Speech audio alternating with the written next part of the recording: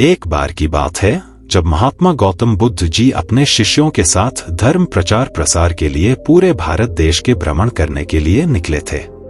उसी दौरान वह एक जंगल से गुजर रहे थे, तभी उन्हें बड़ी जोर की प्यास लगी। उन्होंने अपने एक शिष्य से कहा कि हे शिष्य, जाओ और मेरे लिए पानी का कोई व्यवस्था करो, पानी लेकर आओ कहीं से। उनका वह शिष्य तुरंत ही निकल पड़ा पानी की खोज में। पानी की तलाश में कुछ दूर निकल जाने पर उसे एक नदी दिखाई देती है, लेकिन उस शिष्य ने देखा कि नदी में बहुत से लोग नहा रहे थे।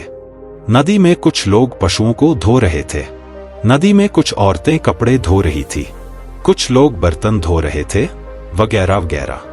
अर्थात वह नदी का पानी बहुत ही ज्यादा गंदा दिखाई दे रहा था। वह शिष्य समझ नहीं पा रहा था कि उस गंदे पानी को कैसे अपने गुरु के पास ले जाए, क्योंकि इस नदी का पानी तो बहुत ही ज्यादा गंदा है। वह पानी पीने के योग्य नहीं है। अर्थात वह शिष्य निराश होकर वापस अपने गुरु के पास चला आया। गौतम बुद्ध जी से उस गंदे पानी के बारे में बताया और उसने यह भी बताया कि यहाँ पर आसपास में और कोई भी ऐसा पानी नहीं है जो पीने के योग्य हो। फिर महात्मा गौतम बुद्ध ने अपने एक दूसरे शिष्य को आग्रह किया कि जाओ और कहीं से पानी खोजकर लेकर आओ। उनका दूसरा शिष्य निकल पड़ा पानी की खोज में। उसने भी आसपास पहुंच छानबीन करने के बाद यह निष्कर्ष पाया कि सचमुच में कहीं भी पानी पीने योग्य नजर नहीं आ रहा है। उनका यह दूसरा शिष्य उस नदी के पास जा खड़ा हुआ जहां पर उनका पहला शिष्य पानी के तलाश में आया हुआ था। उसने भी सचमुच में वही नजारा देखा जो उसके पहले साथी शिष्य ने देखा था कि पानी वहां का सचमुच में बहुत ज्यादा गंदा है। इधर महात्मा गौतम बुद्ध जी पानी का इंतजार कर रहे थे। तभी उन्हें यह दिखाई पड़ा कि उनका दूसरा शिष्य पानी लेकर आ रहा है। पास आने के बाद महात्मा गौतम बुद्ध जी ने उससे पूछा कि तुमने यह पानी कहां से लाया? आसपास तो कहीं साफ पानी था ही नहीं, फिर तुम यह साफ पानी कहां से लेकर आ रहे हो? तो उनके दूसरे इस शिष्य ने यह जवाब दिया कि गुरुदेव, मैं यह पानी उसी नदी से लेकर आ रहा हूं। सभी लोग बड़े ही आश्चर्यचकित हो गए कि यह कैसे हो सकता है। पहले शिष्य ने तो यह बताया था कि उस नदी का पानी बहुत गंदा है। महात्मा गौतम बुद्ध ने अपने इस दूसरे शिष्य से इस साफ पानी का रहस्य पूछा। दूसरे शिष्य ने बड़े ही नम्र भाव से बताया कि मैं भी उस गंदे पानी को देखकर बहुत ही परेशान हो गया था कि अब क्या करूं, साफ पानी कहां से लेकर जाऊं।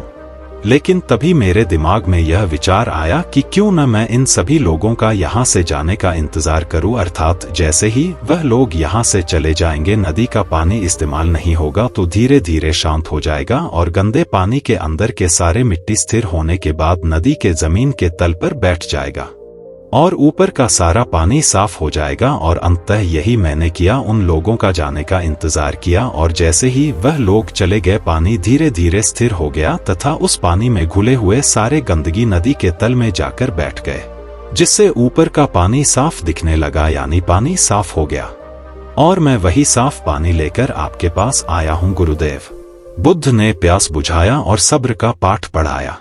महात्मा गौतम बुद्ध जी अपने दूसरे शिष्य की इस बात को सुनकर बड़े प्रसन्न हुए और उस पानी को पीकर अपनी प्यास को बुझाया तथा साथ ही साथ बाकी के शिष्य को यह संदेश भी दिए कि सब्र का फल मीठा होता है। अर्थात इसी तरह से अगर हम कोई भी कार्य करते हैं तो उस कार्य में तरह तरह की समस्याएं आएंगी, तरह तरह की परेशानियां आएंगे, लेकिन हमें उन परेशानियों का सब्र के साथ सामना करना चाहिए।